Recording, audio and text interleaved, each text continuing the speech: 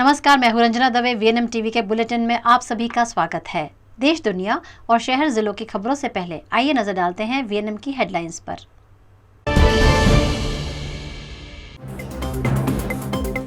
दिल्ली के शिक्षा मंत्री मनीष सिसोदिया ने गुजरात की शिक्षा पर उठाए सवाल। शिक्षा मामले सरकार पर साधा निशाना।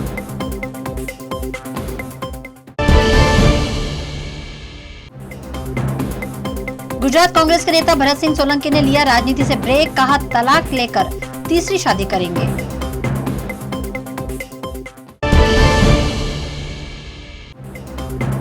और वडोदरा की 16गामी शादी बड़ी खटाई में, क्षमा बिंदु पर उठे तरह तरह के सवाल।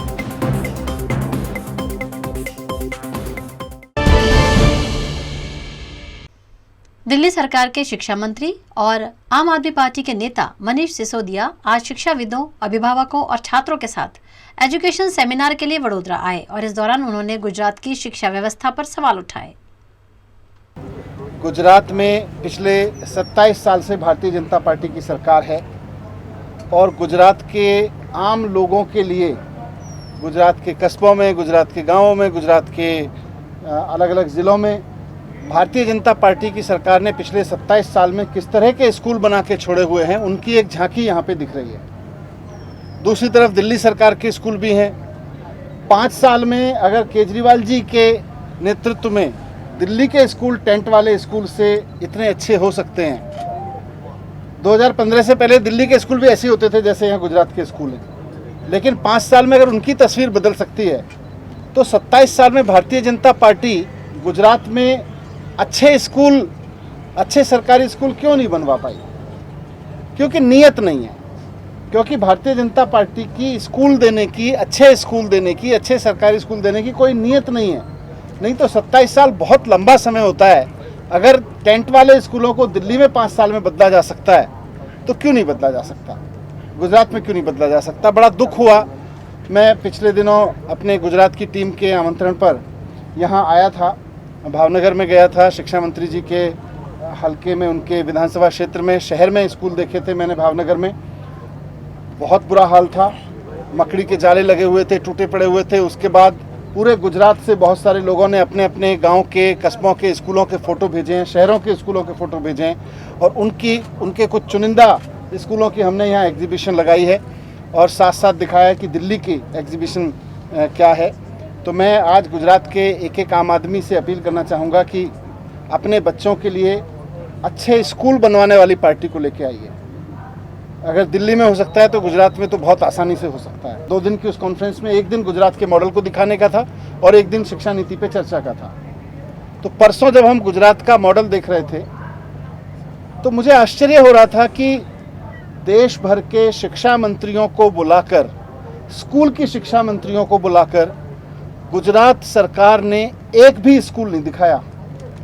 इधर उधर घुमाते रहे, कोई सेंटर दिखाते रहे। एक भी स्कूल दिखाने की हिम्मत नहीं हुई गुजरात सरकार की। क्यों? क्योंकि एक भी स्कूल दिखाने लायक नहीं बनाया। भारतीय जनता पार्टी कहती है कि स्कूल बनवाने में घोटाला कर दिया। अभी आप देख लीजिए दोनों तरफ, गुजरात में क्वेश्चन ही नहीं उठता कि स्कूल बनवाने में कोई घोटाला कर सकता है, क्योंकि स्कूल ही नहीं बनवाए। तो यहाँ तो गुजरात की सरकार ने ऐसे स्कूल बनवाए, सारी दीवारें टूटी पड़ी हैं, सब सड़े पड़े हैं स्कूल। हमने बड़े गर्व के साथ दिल्ली में स्कूल बनवाए और बहुत ईमानदारी से, कट्टर ईमानदारी की पार्टी है केजरीवाल जी की पार्टी। आपको जिससे जांच करानी हो, 50 MLAs की जांच करा ली। मेरे घर पे पहले भी CBI भेज दी। मेरे घर पे CBI रेड करने के बाद आपको लिख के देना पड़ा, there is nothing found substantial in this case. आपको फिर लिख के देना पड़ेगा, कुछ नहीं मिलेगा आपको। पूर्व केंद्रीय मंत्री और गुजरात कांग्रेस के पूर्व प्रदेश अध्यक्ष भरत सिंह सोलंकी पिछले कुछ दिनों से अपने और राजनीतिक मसलों को लेकर चर्चा में है, जिस पर आज उन्होंने पत्रकार परिषद का आयोजन कर कहा कि फिलहाल राजनीति से ब्रेक लेना चाहते हैं और डिवोर्स मिलते ही तीसरी शादी भी करना चाहते हैं। નવસર્જનની વાત હોય, જન્મિસ્ત્રની વાત હોય અને હમણાં 2022 કોંગ્રેસ લાવીશ એ દિશાની સાથે કામ કરવાનું શરૂ કર્યું। ત્યારે આ પરિસ્થિતિમાં અનેક જે કોન્ટ્રોવર્સી થઈ, રામ મંદિરની વાત કરીએ કે કોઈ કીધું ભરતભાઈ આવું બોલ્યા, આખું વિડીયો જોવે, એની પાછળનો આશય જોવે. જાહેર જીવનમાં આવ્યો ત્યારે રામનું મંદિર બંધાય તો ભરતને આનંદ થાય કે ના થાય એવું 25 વર્ષથી હું કહેતો આવ્યો. કદાચ પેલા બીજા મિત્રોએ સાંભળ્યું પણ નહીં. અને રામ ક્ષત્રિય, અમે એના વંશજ. આ દેશના હિન્દુ મંદિરોને બચાવવા માટે ક્ષત્રિયોએ પોતાની જાતના બલિદાન આપ્યા, બનાવ્યા પણ ક્ષત્રિયોએ, એનું રક્ષણ કર્યું. અને એનું કરવાના અમારી દિશા સૂચન તો એટલી જ કે રામ મંદિરના સૌની ભાગીદારી છે, પણ એ ભાગીદારીમાં જે કંઈ ખોટું હોય એ તરફ અમને આંગળી ચીંધવાનો અધિકાર ખરો કે નહીં. મારે કોઈ પર્સનલ કેરેક્ટર એસોસિએશનની વાત કરવી નથી. ઘણું બધું છે મારી પાસે, ઘણા બધા પુરાવા છે, જે પુરાવા મારે કોર્ટમાં રજૂ કરવાનું છે. એ કોર્ટમાં એટલા માટે કે અહીંયાથી મારો હું રજૂ પણ કરું તો એનો કોઈ લાભ કે ઉપાય પણ નથી. કોર્ટ ચોક્કસપણે નક્કી કરશે ગુણદોષના આધારે, બંધારણે ઘડેલા નીતિ નિયમના આધારે કે આ બાબતે શું ફેસલો કરવો અને શું નિર્ણય કરવો. કોરોના કાળમાં જ્યારે મને કોરોના થયો અને વહેલો મને બેન્કર હોસ્પિટલ બરોડામાં હું દાખલ થયો, અને જ્યારે મારી તબિયત બગડી અને સિરિયસ થઈ અને ત્યાંના ડોક્ટરે કહ્યું કે હવે અમે અહીં કંઈ કરી શકીએ એમ નથી, કાં તો એમને સિમ્સમાં કાં સ્ટર્લિંગમાં લઈ જાઓ, ત્યારે અહેમદભાઈ પટેલ, સુધીરભાઈ, અમારા કઝિન અમિતભાઈ ચાવડા, અને એ બધાએ પ્રયત્ન કરીને મને ત્યાંથી શિફ્ટ કરવા માટે સિમ્સમાંથી લાવવાનો નિર્ણય કર્યો. તે વખતે જેને છૂટા થવા માટે મેં કોર્ટમાં અપીલ દાખલ કરી છે, એમણે મારા પિતાને ફોન કરીને કહ્યું કે આ ભરત બહુ નહીં જીવે, તમે તાત્કાલિક અહીં આવી જાઓ. મારા પિતાએ કીધું એમને ખસેડવાના છે અને અમદાવાદ લઈ જવાના છે, સિમ્સમાં લઈ જવાના છે. તો એમણે કીધું ના, તમે અહીં જ આવી જાઓ, હવે નહીં બચે. મારા ભાઈ અતુલભાઈ સોલંકીએ ખાસ આગ્રહપૂર્વક કહ્યું કે અમે એમને લઈ જવાના છીએ, એટલે ના છૂટકે એમ્બ્યુલન્સ વાનની પાછળ આવ્યા. આ વાતની શરૂઆત હું એટલા માટે કરું, મારે કોઈ પક્ષાપક્ષી કે એટલા માટે કે ચુકાદો અહીંયા નથી આવવાનો, પણ જ્યાં એવું કહેવામાં આવે કે કોઈ તમારી સેવા કરે, તમારું આટલું બધું ધ્યાન રાખે અને આટલું બધું કરે, અને છતાં તમે જુલ્મગાર હો, તમે એની સાથે ખરાબ વર્તન કરો, તમે મારઝૂડ કરો, તમે ગાળાગાળી કરો, ઘરની બહાર કાઢી મૂકો, આના પર પ્રકાશ પડવો જોઈએ. ત્યારે એ બેન્કર હોસ્પિટલમાંથી જ્યારે મારું ઓક્સિજન લેવલ એકદમ ડાઉન થવા માંડ્યું અને એમ્બ્યુલન્સ વાન વિથ ઓક્સિજન મને શિફ્ટ કરવામાં આવ્યો, અને પછી જયારે હોસ્પિટલમાં આઈસીયુમાં દાખલ કરવામાં આવ્યો, ત્યારે જ્યારે પણ એ બેન મને મળવા આવ્યા ત્યારે કે મારું શું, તમે મરી ગયા પછી પ્રોપર્ટીનું શું, એમણે મારી તબિયતની લગીરે ચિંતા કરી નથી. હંમેશા એક જ વાત કે તમે મારા નામે પ્રોપર્ટી કરી આપો. મારે કોઈ બાળકો નથી, તો મારું મૃત્યુ થાય તો મારી પ્રોપર્ટી અસ્ક્યામાં તો કોને મળે? સ્વાભાવિક રીતે પત્નીને જ મળવાનું. એમને ધીરજ નહોતી, એમને તાત્કાલિક જોઈએ. એમને એમ થાય ક્યારે મરી જાય અને મને બધી મિલકતો મળે અને એ મિલકતો હું વાપરી શકું. એમને એ જ સૌથી મોટું લક્ષ્ય. મારા ખાવાનામાં, મારા દૂધમાં, મારી ચામાં કંઈક નાખી દઉં, આવું તો તમે મારા સર્વન્ટ્સને બધાને પૂછો કે એવું અનેક વાર બન્યાના દાખલા છે. એટલે દોરા ધાગા, કોઈ મુલ્લા મૌલવી, કોઈ બીજા મંદિરોમાં જઈ અને કહી આવું, એમને પૂછે કે આ ક્યારે મળશે? એટલે પેલા બધા કે અમે જીવાડવા વાળા છીએ, અમે મારવા વાળા નથી. પણ એમ લાગ્યું કે હવે આપણા જીવને જોખમ છે, કારણ કે એમને થયું કે આ તો બચી ગયો કોરોનામાં, હવે તો જીવશે. એ તો પહેલા એમ હતું કે આ કોરોનામાં જશે જ, મોટા ભાગના લોકોને હતું કે આ નહીં બચે, તો સ્વાભાવિક જ મિલકત એમની થઈ જવાની. અને કદાચ મારી બેંકમાં ક્યાં એમની પાસે માહિતી નહીં હોય એટલે તપાસ કરતા.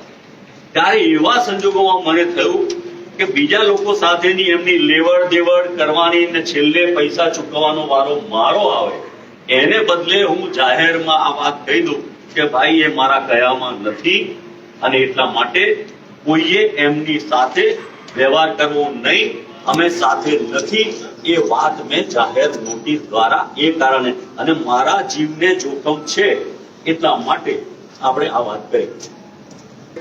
હવે બીજી અગત્યની વાત કે હમણાં આણંદના મકાનમાંથી એનો જે વિડીયો આવ્યો અને બધાએ જોયો હશે અને રંગ રેલિયા મનાવતા. તમારામાંથી કોને આવડ્યું કે આમાં રંગ રેલિયા આટલા બધા એમાં કેવું ચાલ્યું ટીવીમાં?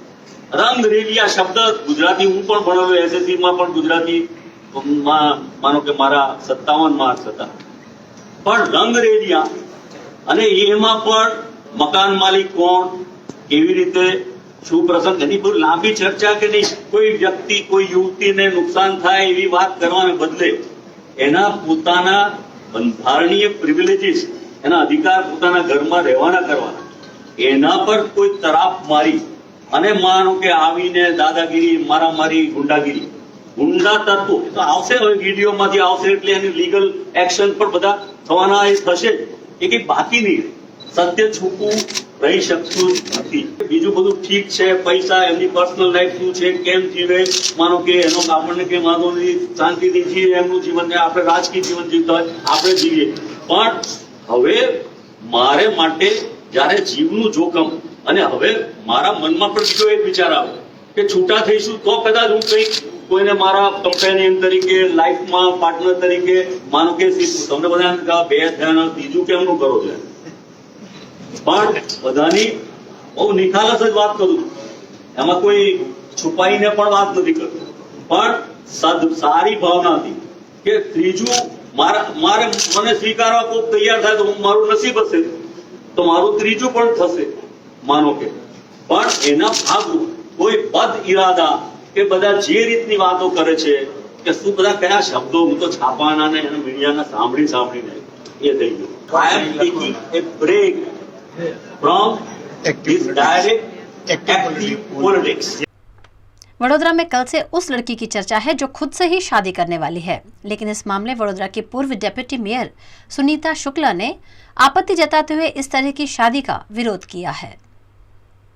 वडोदरा की क्षमा बिंदु ने किसी लड़के से नहीं, किसी लड़की से भी नहीं, खुद से ही शादी करने का ऐलान किया है। इतना ही नहीं, शादी का कार्ड भी बनवा लिया है और उसकी तैयारियां भी शुरू कर दी हैं। लेकिन संस्कारी नगरी वडोदरा में इस तरह के मामले पर कॉर्पोरेशन के पूर्व डेप्यूटी मेयर सुनीता शुक्ला ने आपत्ति जताई है। વિકૃત મગજના ઘણા બધા પરિબળો કામ કરતા હોય, આપણે એ વિષયમાં નથી પડતા, પણ એ જે લગ્ન કરવા જઈ રહી છે અને એને સ્થળ જે નક્કી કર્યું છે એ બિલકુલ ખોટું છે અને હિન્દુ ધર્મની આસ્થાને ઠેસ પહોંચાડે એવી છે. આ મહાદેવના પ્રાંગણમાં ખૂબ જ પવિત્ર બધા ઉત્સવો થાય છે, જેવી રીતે શિવરાત્રિ થાય છે, લોકો બાધાપડા મંદિરની રાખતા હોય છે અને જો આવી રીતે પોતે આ મંદિરનો ઉપયોગ કરી અને આવી વિકૃતતા સમાજમાં ફેલાવવાનું કામ કરતી હોય, આ લગ્ન નથી કરતી, એક સમાજમાં બાળકોને, છોકરાઓને, છોકરીઓને મગજ વિકૃત બનાવવાનું આ કૃત્ય છે એનું, આ એક લગ્ન નથી કરતી એ. क्षमा बिंदु को लेकर एक और खुलासा भी सामने आया है, जिसमें क्षमा के आधार कार्ड में उसका नाम सौम्या दुबे होने की जानकारी सामने आई है, जिस पर भाजपा के उपाध्यक्ष सुनीता शुक्ला ने विरोध जताया। देश के प्रधानमंत्री नरेंद्र मोदी के आदेशानुसार वडोदरा में आयोजित सांसद खेल महाकुंभ का प्रारंभ राज्य के गृह मंत्री हर्ष संघवी की उपस्थिति में कराया गया। गुजरात के वडोदरा शहर में सांसद रंजनबेन भट्ट द्वारा वडोदरा में 3 दिवसीय सांसद खेल प्रतियोगिता 2022 का आयोजन किया गया है, जिसका शुभारंभ वडोदरा के समा स्पोर्ट्स कॉम्प्लेक्स में किया गया। इस मौके पर राज्य के गृह मंत्री हर्ष संघवी, मंत्री मनीषा वकील, राज्य मंत्री पंकजा देसाई, सांसद रंजनबेन भट्ट, मेयर केयूर रोकड़िया, भाजपा प्रदेश महामंत्री भार्गव भट्ट, वडोदरा भाजपा अध्यक्ष डॉक्टर विजय शाह उपस्थित रहे। बड़ी संख्या में उपस्थित खिलाड़ियों की मौजूदगी में सांसद खेल प्रतियोगिता 2022 के अंतर्गत खेल गतिविधियों का आयोजन आज से शुरू हुआ है। સ્વાભાવિક રીતે ક્યારે આપણે કલ્પના કરેલી કે કોઈ સાંસદ પોતાના વિસ્તારના બાળકોને, યુવાનોને, વડીલોને રમતગમત ક્ષેત્રે દર વર્ષે આ પ્રકારની રમતમાં એ લોકોને ભાગ લેવડાવે અને એ લોકોને કઈ રીતે એક એકતાની ભાવના પોતાના વિસ્તારમાં, પોતાના શહેરમાં ઊભી થાય તે પ્રકારનો પ્રયત્ન કરવામાં આવે. આ અદ્ભુત આયોજન વડોદરાના સાંસદ દ્વારા કરવામાં આવ્યું છે. આ જ રીતે ગુજરાતભરના તમામ સાંસદો દ્વારા આ વર્ષે ખેલ અને રમતગમત ક્ષેત્રે અલગ અલગ રમતોનું આયોજન કરવામાં આવ્યું છે. ખાસ કરીને બરોડામાં આજે 15થી વધારે રમતોનું આયોજન કરવામાં આવ્યું છે અને ખૂબ મોટી સંખ્યામાં લોકો હાજર હતા. રમત ગમતની વાતો કરવા હું અહીંયા આવ્યો છું. અમારા બરોડાના યુવાનો ભવિષ્યમાં આ રાજ્યનું નામ કઈ રીતે રોશન કરે, એ લોકો ભારતને કઈ રીતે અલગ અલગ ગેમોમાં પ્રતિનિધિત્વ અપાવી શકે, તે માટે હું અહીંયા આવ્યો છું. હું કોઈ બી રાજનૈતિક વાત કરવાનું આજે ટાળીશ, કારણ કે હું કોઈ બી રમતગમત ક્ષેત્રની વાતમાં રાજનૈતિક વાતો નથી કરતો, પરંતુ ગુજરાત અને ગુજરાત રાજ્યના નાગરિકો એ દેશભરના લોકોને, દેશભરના યુવાનો જે પોતાના પરિવારના માટે સપના જોતા હોય છે, એ સપનાને સાકાર કરવાનું કામ ગુજરાતની જનતા કરે છે. ગુજરાતની જનતા એ દેશભરના વિવિધ લોકોને રોજગારી રૂપે લોકોના સપના પૂરા કરવાનું કામ કરે છે અને રાજ્ય સરકાર આમાં દેશભરમાં અવ્વલ નંબર સાબિત થઈ છે. સાથે સાથે અહીંયા કોઈ બી વ્યક્તિ આવે એનું અમે હંમેશા મહેમાનગતિ સારી રીતે કરીએ છીએ. તમામ લોકોને ગુજરાતમાં ક્યારે બી આવવું જવું એમને છૂટ છે. રાજકીય વાત હું આ સ્ટેજ પરથી નથી કરવાનો. એવું કીધું કે રામ મંદિર મુદ્દે જે એમને નિવેદન આપ્યું હતું એમાં બીજેપીએ રાજકીય રંગ આપ્યો છે. એ તો રામના ભક્ત છે અને ભરતના ખુશી કેમ ના થાય એવું તેને પૂછ્યું. તો હું અને આપને સૌ એમને જાણીએ છીએ, શું બોલ્યા છે એ બી જાણીએ છીએ અને શું કામ કરે છે એ બી જાણીએ છીએ. પણ મારા મોઢે આજે મારા મા બાપે જે સંસ્કાર આપ્યા છે, તેથી હું આ બાબતે કોઈ સ્ટેટમેન્ટ આપવું એ મારા માટે યોગ્ય નથી. મારા પિતાની ઉંમરના એ વ્યક્તિ છે અને મારા ઉંમરના બીજા બધા કાર્યકર્તાઓ છે. બહુ દુઃખનો વિષય છે, હું ના બોલી શકું આ વિષય. આજે આ સમારંભનો ઉદ્ઘાટન કાર્યક્રમ કર્યો છે. બધા જ ખેલાડીઓએ જે રીતે ભાગ લીધો છે, બધાને ખૂબ ખૂબ અભિનંદન આપું છું. 15,000થી પણ વધારે ખેલાડી 3 દિવસના અલગ અલગ 12 ગેમમાં રમવાના છે. આજના દિવસે 8,500 બાળકો અલગ અલગ ગેમમાં આજે રમશે. વડોદરાના એસોસિએશને પણ ખૂબ મહત્ત્વનો રોલ આપ્યો છે. તેમણે સ્પોર્ટ્સના ખેલાડીઓને ગ્રાઉન્ડ સુધી પહોંચે એ ચિંતા કરી છે. પેરેન્ટ્સે પણ એટલી જ ચિંતા કરી છે કે પોતાનું બાળક રમે અને સ્પોર્ટ્સમાં આગળ આવે. સાંસદ ખેલ સ્પર્ધા તરીકે 3 દિવસનું આયોજન છે. આપ મીડિયાએ પણ ખૂબ સહયોગ આપીને પેરેન્ટ્સ સુધી, ખેલાડીઓ સુધી આપે પણ મેસેજ પહોંચાડ્યો છે અને એના ભાગ સ્વરૂપે આજે સુંદર મજાનું આ ઉદ્ઘાટન થયું. માન્ય वीएनएम टीवी पर अब वक्त है वडोदरा से जुड़ी खबरों का। वडोदरा के विश्व प्रसिद्ध एमएस यूनिवर्सिटी के छात्रों को पिछले 4 महीनों से डिग्री सर्टिफिकेट नहीं मिले हैं। 17वें कॉन्वोकेशन का आयोजन फरवरी महीने में एमएस यूनिवर्सिटी प्रबंधन द्वारा आयोजित किया गया था, जिसके बाद 15,000 से ज्यादा छात्रों को डिग्री सर्टिफिकेट नहीं मिला था। डिग्री सर्टिफिकेट पाने के लिए छात्रों ने बार बार शिकायत की। उसके बाद आज से अब यूनिवर्सिटी द्वारा डिग्री सर्टिफिकेट देने की शुरुआत की गई है। सभी छात्रों को अपनी अपनी फैकल्टी से ही डिग्री सर्टिफिकेट दिया जा रहा है।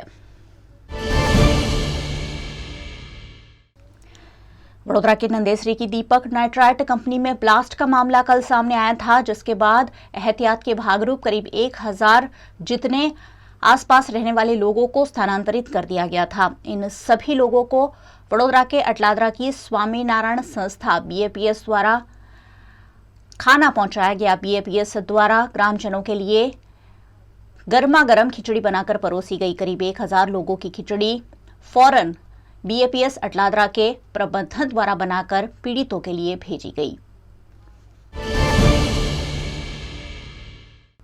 वडोदरा शहर के आजवा सरोवर का जलस्तर 206.5 फीट होने से प्रशासन चिंता में पड़ गया है। बारिश आए तब तक आजवा सरोवर का जलस्तर 205 फीट पर मेंटेन रखने की चुनौती प्रशासन के सामने है। नर्मदा के 145 MLD पानी की रोजाना इनकम आजवा सरोवर में शुरू की गई है। नर्मदा में 10 दिनों में 1,450 MLD पानी अब तक लिया जा चुका है और आने वाले 15 दिनों तक, जब तक मॉनसून आता है, तब तक आजवा सरोवर की जल स्तर मेंटेन रखने के लिए 15 दिनों तक पानी लिया जाएगा। सिंदरोड पानी प्रोजेक्ट 10 से 15 जून में ट्रायल रन किया जाएगा, जिसके बाद हर रोज 75 MLD पानी मिल पाएगा।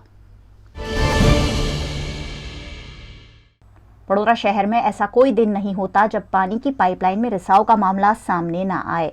वडोदरा के गोत्री हरिनगर ब्रिज निकट पानी की पाइपलाइन में रिसाव के चलते लगातार 2 दिनों से पानी वेस्ट हो रहा है। पानी इस कदर बर्बाद हो रहा है कि सड़कों पर मॉनसून जैसा माहौल देखने मिल रहा है। पिछले दिनों गोत्री के इस्कॉन हाइट्स निकट पानी की पाइपलाइन में रिसाव देखने मिला था और अब गोत्री के हरिनगर ब्रिज निकट कुछ ऐसे ही हाल देखने मिल रहे हैं। खबरों का तो यूं ही चलता रहेगा। फिलहाल वक्त है एक ब्रेक का। फिर एक बार आ गया है जलाराम इवेंट ग्रुप का एग्जीबिशन कम सेल। 4 और 5 जून को मांचलपुर के ईवा मॉल में कुर्ती, साड़ियां, dress material, bags, accessories, purse, bedsheet, home decor और काफी कुछ। परिवार और दोस्तों के साथ जरूर से विजिट करें और अपनी मनचाही वस्तुएं सस्ते में घर ले जाएं। स्टॉल बुकिंग के लिए संपर्क करें 9825512662 पर या 9737739484 पर। 4 और 5 जून को मांचलपुर के ईवा मॉल 2nd फ्लोर पर सुबह 10 से शाम के 9 बजे तक। ग्रुप ऑफ स्कूल्स गुजराती और इंग्लिश माध्यम आधुनिक तकनीक से शिक्षा सर्वांग विकास व्यक्तित्व बनाए, बच्चों का हो भावी उज्जवल। शिक्षा के ये धाम निराले, प्रगति पथ दर्शाने वाले। ग्रुप ऑफ स्कूल्स की 4 शाखाएं जहां 20,000 से भी ज्यादा विद्यार्थी अभ्यास कर रहे हैं।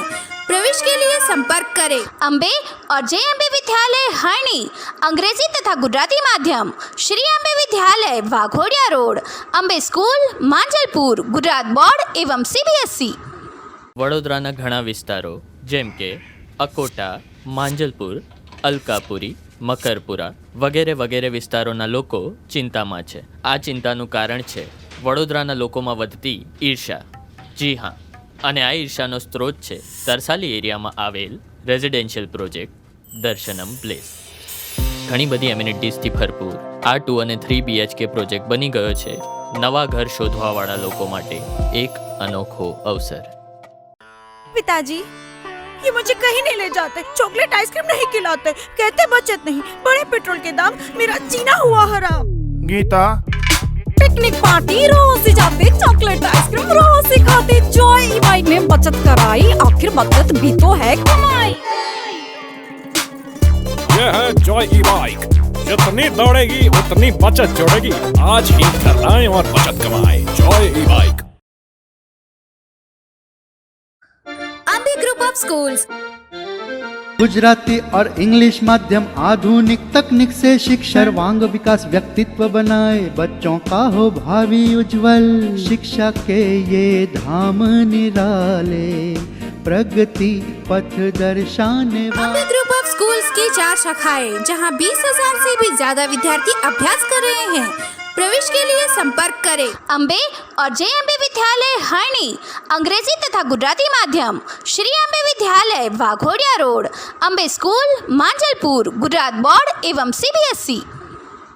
फिर एक बार आ गया है जलाराम इवेंट ग्रुप का एग्जीबिशन कम सेल। 4 और 5 जून को मांचलपुर के ईवा मॉल में कुर्ती, साड़ियां, dress material, bags, accessories, purse, bedsheet, home decor और काफी कुछ। परिवार और दोस्तों के साथ जरूर से विजिट करें और अपनी मनचाही वस्तुएं सस्ते में घर ले जाएं।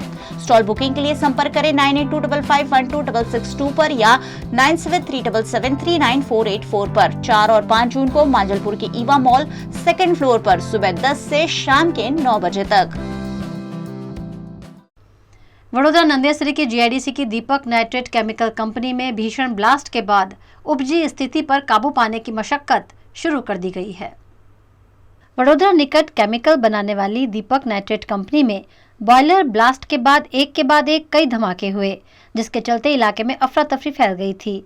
हादसे के चलते बड़ी संख्या में दमकल दस्तों ने मौके पर पहुंचकर घंटों तक मशक्कत कर रात करीब 12 बजे घटना पर काबू पाया। दुर्घटना से केमिकल रिएक्शन के अंदेशे के चलते आसपास के गांव से करीब 5,000 लोगों का स्थानांतरण भी करवाया गया था। आज सुबह फिर एक बार स्थिति पर काबू पाने की मशक्कत शुरू की गई।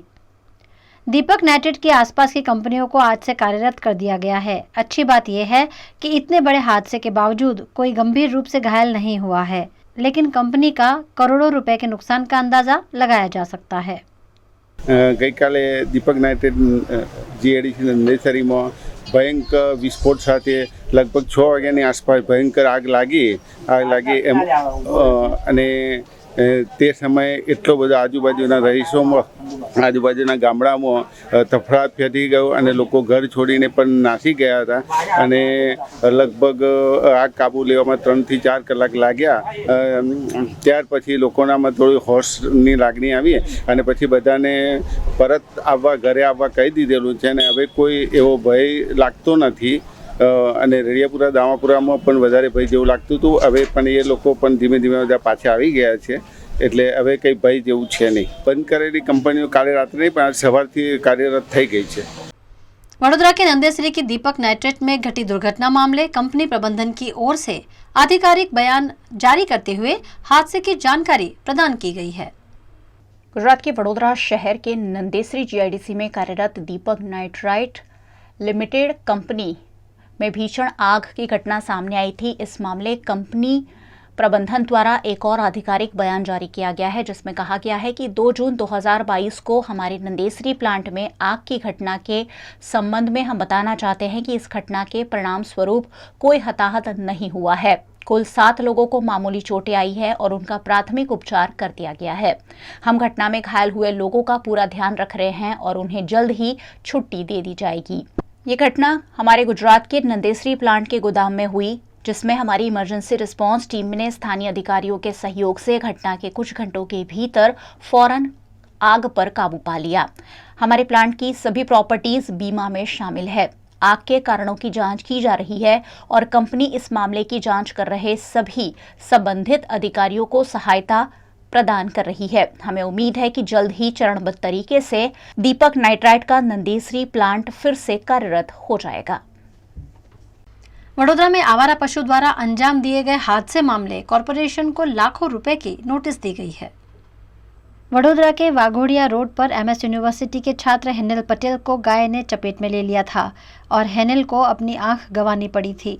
इस मामले हेनिल के पिता नितिन पटेल ने कॉरपोरेशन को कानूनी नोटिस देकर मुआवजे के रूप में 25 लाख रुपए देने की मांग की है. वडोदरा की दीपक नाइट्रेट लिमिटेड कंपनी के एनजीओ दीपक फाउंडेशन द्वारा सावली की महिलाओं के लिए प्रोजेक्ट समन्वय का शुभारंभ किया गया है. वडोदरा में दीपक नाइट्रेट लिमिटेड कंपनी द्वारा संचालित दीपक फाउंडेशन हमेशा ही महिलाओं और बच्चों के हित में काम करते हुए अपना सामाजिक उत्तरदायित्व निभाता रहा है. इसी क्रम में एक और कदम बढ़ाते हुए दीपक फाउंडेशन की ओर से सावली के 10 गांव की महिलाओं के लिए प्रोजेक्ट समन्वय लॉन्च किया गया है जिसमें महिलाओं को सरकारी योजना और स्वास्थ्य सुविधाएं जैसे लाभ दिलवाए जाएंगे. साथ ही उन्हें कृषि से जुड़े स्किल सिखाकर आत्मनिर्भर भी बनाया जाएगा.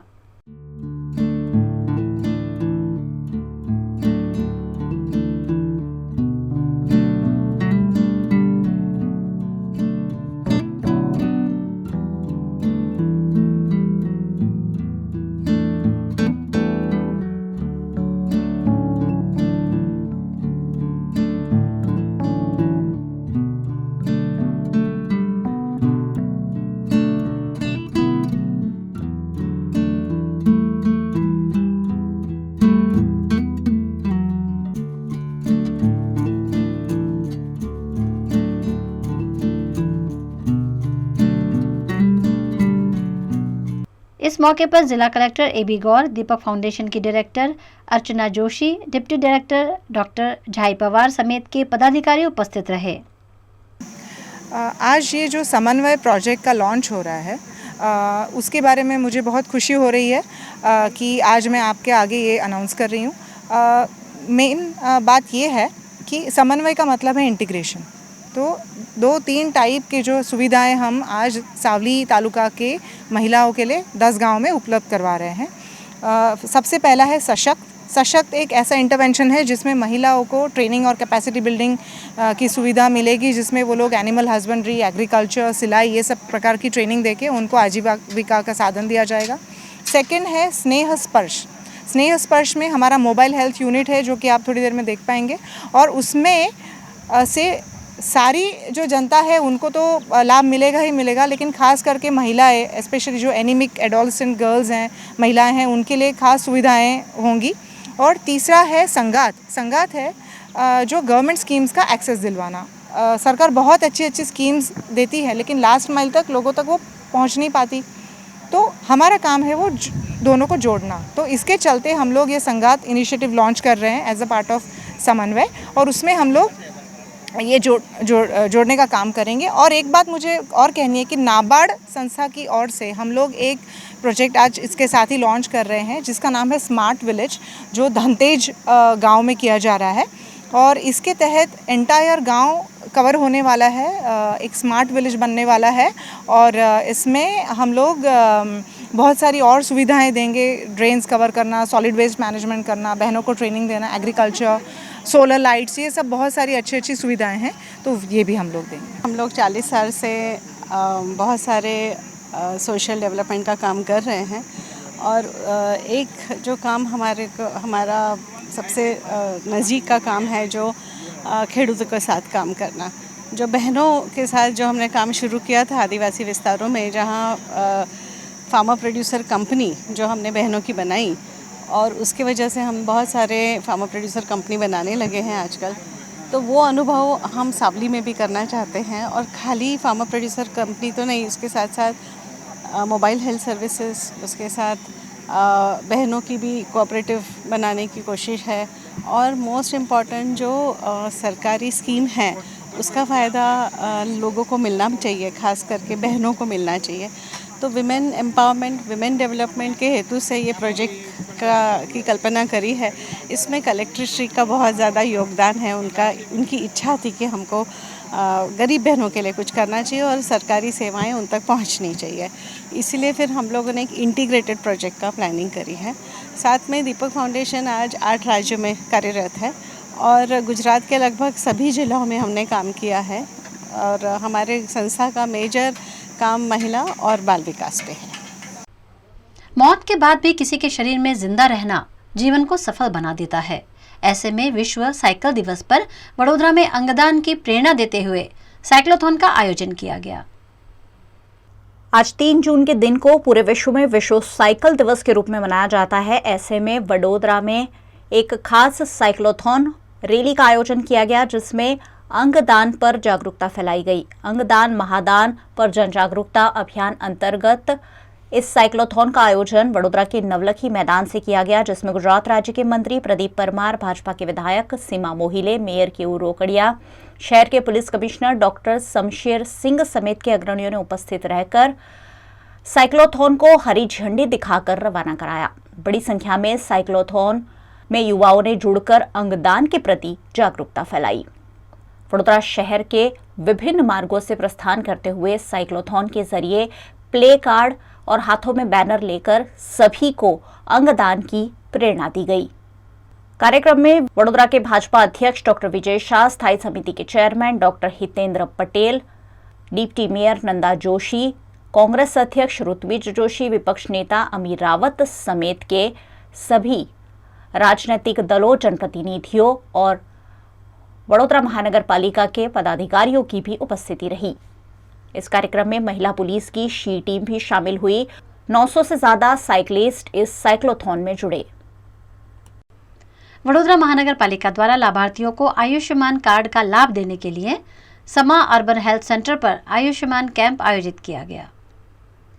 देश के प्रधानमंत्री नरेंद्र मोदी द्वारा गरीब वर्ग के लोगों को स्वास्थ्य सुविधाएं देने के लिए आयुष्मान कार्ड योजना बनाई गई है। इस योजना का लाभ ज्यादा से ज्यादा लोगों तक पहुंचाने के लिए वडोदरा महानगर पालिका द्वारा समा अर्बन हेल्थ सेंटर में खास कैंप आयोजित किया गया।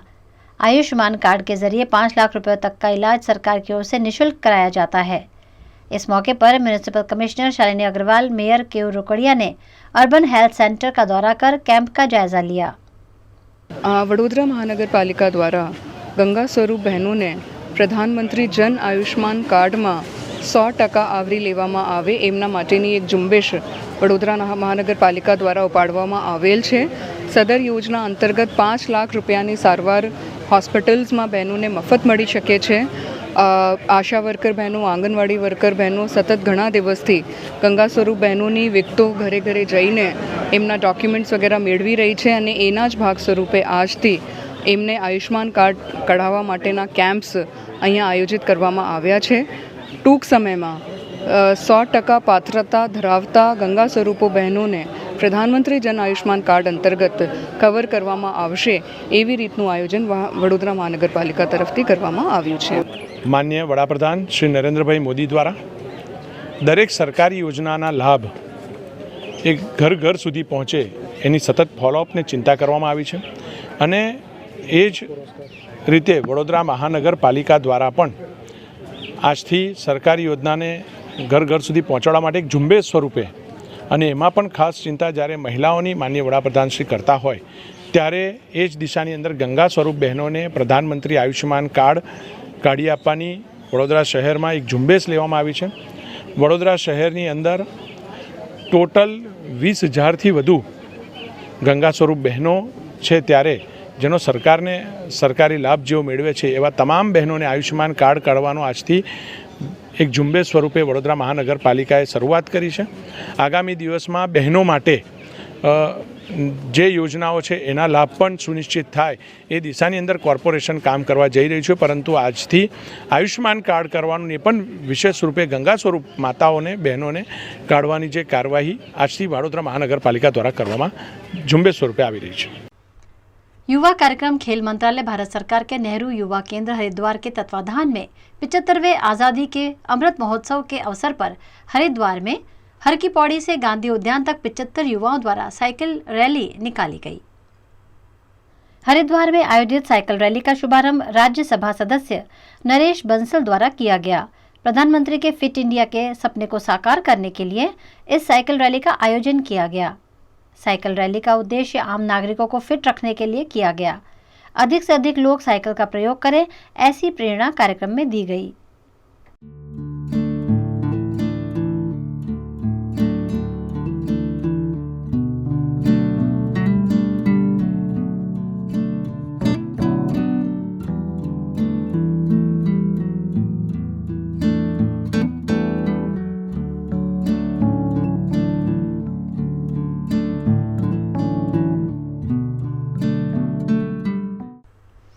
वीएनएम टीवी की खबरें अब आप यूट्यूब, फेसबुक, इंस्टाग्राम के अलावा OTT प्लेटफॉर्म्स पर भी लाइव देख सकते हैं.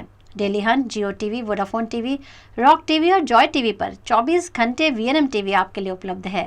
तो देखते रहें VNM TV. VNM news room से आज बस इतना ही. कल फिर मुलाकात होगी, तब तक के लिए इजाजत दीजिए. नमस्कार.